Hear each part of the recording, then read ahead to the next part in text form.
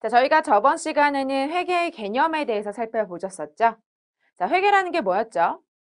자, 저희 회사의 어떤 경제적 정보를 궁금해하는 외부 이용자들에게 전달하는 과정이 회계였습니다. 자, 그러다 보니까 전달하려면 전달하는 수단이 필요하겠죠? 그때 그 수단의 역할을 하는 것이 재무제표입니다.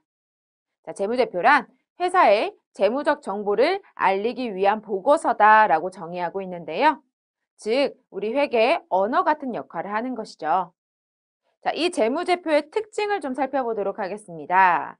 재무제표의 재무적 정보를 통일된 기준에 따라서 동일한 양식으로 보여주기 위한 재무제표의 형식을 따르도록 하고 있습니다.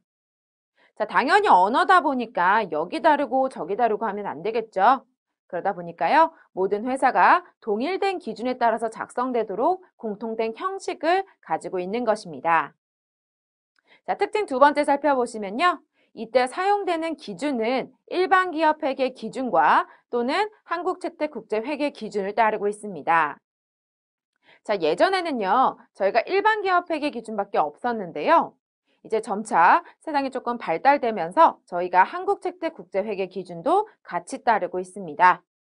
자, 둘의 차이점이 뭐고 왜 한국채택국제회계 기준이 생기게 됐는지 살펴보도록 할게요. 자, 일반 기업 회계 기준은 우리나라에서만 통용되는 회계 기준입니다. 헌데 점차 세계화가 됨으로 인해서 해외에 있는 사람들도 우리나라에 관심을 가지게 되는 거죠.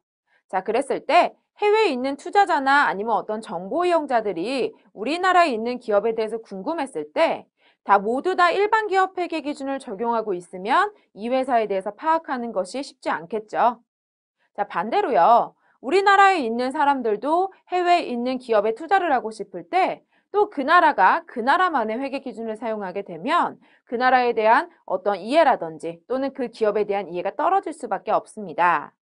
자, 그렇다 보니까요. 전 세계적으로, 즉 국제적으로 통일된 회계 기준의 필요성이 대두되게 됐고요. 그에 따라서 전 세계가 전체적으로 모여서 하나의 기구를 만들어서 국제회계 기준을 설립하게 됩니다. 자, 우리나라도요, 이 국제회계 기준을 받아들여서 자, 회사의 상황에 따라서 적용해야 되는 회사들은 이 기준을 따르도록 하고 있는 거죠. 자, 국제회계 기준의 몇 가지 특징을 살펴보도록 할까요? 자, 첫 번째 특징은요, 일반 기업 회계 기준보다 원칙 중심의 회계 기준을 가지고 있습니다. 즉, 상세하고 구체적인 회계 처리 방법을 제시하는 것이 아니라 회계 처리의 가장 기본적인 원칙과 방법론을 제시하도록 규정되어 있습니다. 자, 두 번째 특징은 연결 중심의 회계 기준을 가지고 있습니다. 자, 이 말은 뭐냐면요. 우리 이제 기업들이 어떤 자기네만 존재하는 게 아니라 어떤 지분 투자 구조를 통해서 저희가 자회사라고 하는 개념을 가지게 되죠. 그랬을 때 A라고 하는 기업이 모회사고 B라고 하는 기업이 자회사라고 한번 가정을 해보셨을 때 A와 B는 원래 별도의 기업이기 때문에 당연히 별도의 회계 처리를 해야 됩니다.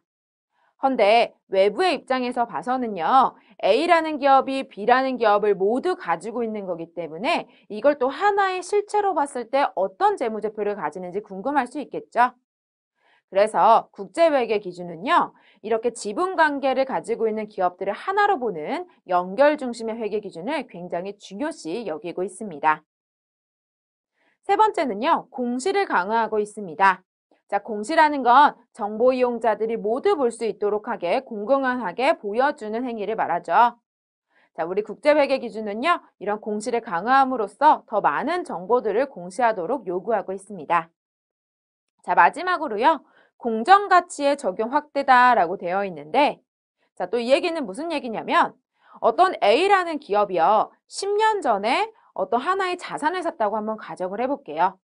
이 자산을 만약에 100만 원 주고 샀다고 가정을 해보면 10년 후인 지금은 당연히 가치가 달라질 수 있겠죠.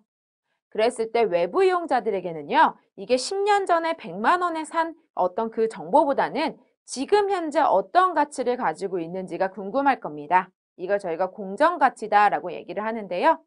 이러한 공정가치가 조금 더 목적 적합한 정보다라는 전제 하에서 공정가치 적용하는 것을 확대하도록 할 것을 원칙으로 요구하고 있습니다.